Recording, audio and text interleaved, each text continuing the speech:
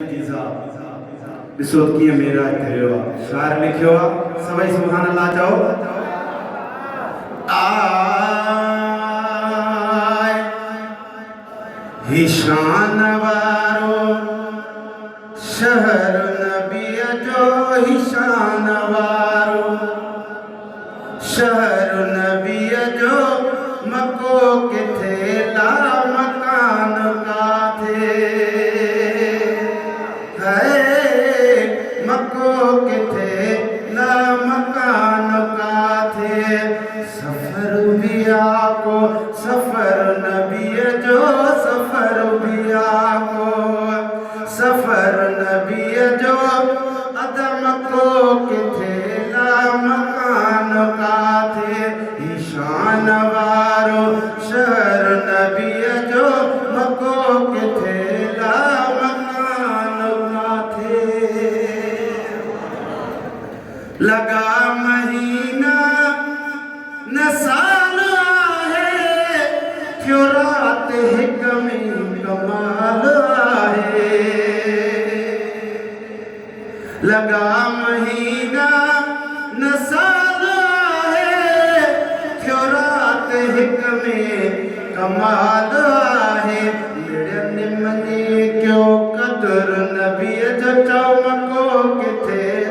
मकान का थे ईशान वारो शहर नबी जो मको के थे ला मकान का थे अबू जहल के पतो पयो अबू बकर का पुछण वयो अबू जहल के पतो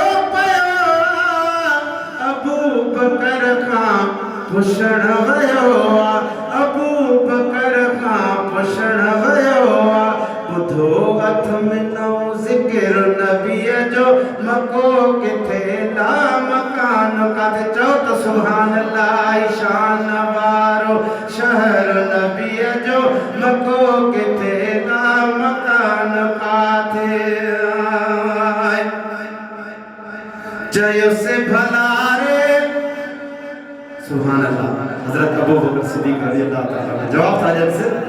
जय से भला रे सजन सचोवा जलील तो ही जो सहन कचोवा जय से भला रे सजन सचोवा जलील तो ही जो सहनो कचोवा शुक सचो आहे को अखर नबी जो सचो आहे को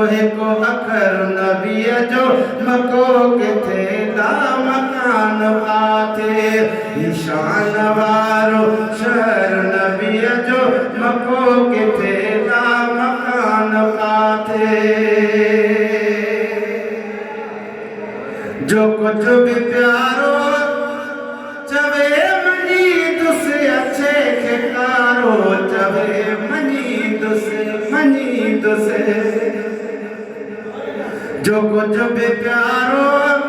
चवे मनी तुसे अच्छे के कारो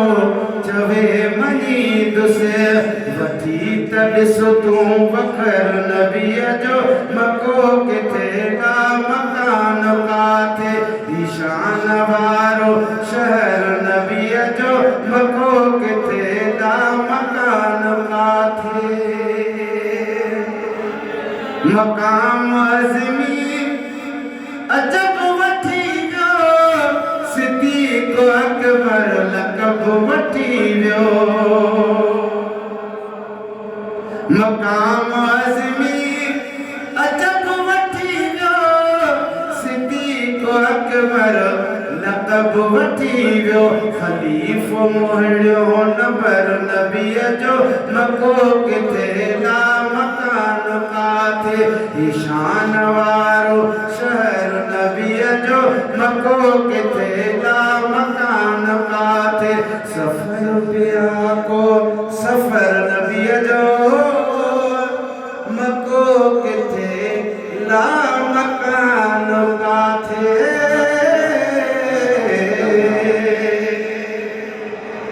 अल्लाह